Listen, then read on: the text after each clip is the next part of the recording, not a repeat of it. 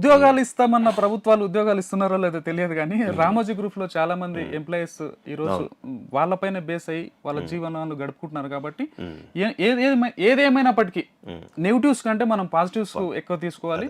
So అలాంటి రామోజీరావు గారు అస్తమించడం, జీతాలు తక్కువ ఉండొచ్చు బట్ గవర్నమెంట్ జాబ్ లాగా ప్రాంప్ట్ గా పడతాయి. ఎవరి మంత్ ఫస్ట్ కంటే ముందే పడతాయి అనుకుంటా, నేను ఎవరి మంత్ 30 రోజు పడతాయి అనుకుంటా. రెండోది సబ్సిడీ క్యాంటీన్, తర్వాత ఇవన్నీ ఫెసిలిటీస్ విషయంలో అయితే రామోజీరావు సంస్థలో పనిచేసినటువంటి ఓ వ్యక్తిగా చెప్తున్నాను అనమాట. మిగిలిన గవర్నమెంట్ జాబు లాగానే ఉంటాయి. సో అంటే సాలరీస్ కూడా అదే స్థాయిలో ఉంటాయన్నటువంటిది. సో చాలా స్లో పెరుగుతాయినప్పటికీ కూడా కంపెనీ విషయంలో, ఎంప్లాయీస్ భద్రత విషయంలో, తర్వాత దాంట్లో రామోజీరావు ది బెస్ట్ అనే అన్నటువంటి మాట అయితే నేనైతే కంపెనీలో పనిచేసిన ఎంప్లాయీ అయితే చెప్తాను. సో సరే, రాజకీయాలు తర్వాత ప్రతి మనిషికి మంచి కోణం ఉంటుంది, చెడు కోణం ఉంటుంది. ఏదైనా ఏ రంగంలో అయినా ఏ వ్యక్తిలో అయినా ఉంటుంది. సో ఇక పోయిన వాళ్ళంతా మంచోళ్ళు. రామోజీరావు గారికి మరోసారి జిందగీ మీడియా తరఫున అయితే, ఎందుకంటే మీడియా, తెలుగు మీడియా టైకూన్ అని చెప్పాల్సినటువంటి నేపథ్యం ఉంది. ఈరోజు చాలా మంది, ఈరోజు తెలంగాణ రాష్ట్రంలో టాప్ పొజిషన్లో, ఇక ఏపీలో కూడా టాప్ పొజిషన్లో ఉన్న జర్నలిస్టులు అందరూ కూడా ఈ నీడన నుంచి వచ్చిన వాళ్ళే అన్నటువంటి. తప్పకుండా మహావృక్షం అని చెప్పచ్చు. సో ఈరోజు రామోజీరావు గారి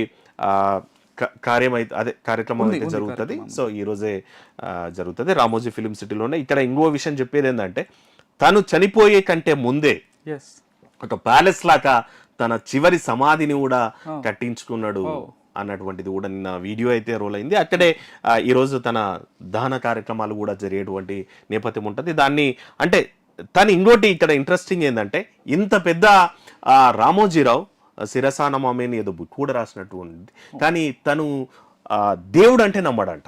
ఆశ్చర్యం అయితే ఇదైతే ఆశ్చర్యకరమైనటువంటి విషయము. సో దేవుడు అంటే నమ్మడు, మరణం అంటే భయం లేదు. ఎందుకంటే ఎవరు కూడా చచ్చిపోయే కంటే ముందే నా సమాధి ఇట్లుండాలని డిజైన్ చేసుకుంటారా? చావు అంటేనే భయపడతారు. ప్రతి మనిషికి తెలుసు చావు అనేటువంటిది కంపల్సరీ, ప్రతి జీవితంలో రావాల్సిన అంశమే, ఏదో సమయంలో రావాల్సిందే. కానీ ఆ చావుకు భయపడతారు అందరు, ప్రతి మనిషి. నేను అనుకుంటా 99.99 కూడా భయపడతారు. కానీ ఈయన చనిపోయే కంటే ముందే తన శ్మశానాన్ని తనే రెడీ చేసుకున్నాడు. అది అందంగా, అంటే నేను చివరి మజిలీ కూడా, నా చివరి మజిలీ కూడా అంతే అందంగా ఉండాలని దాన్ని తయారు చేసుకున్నాడు.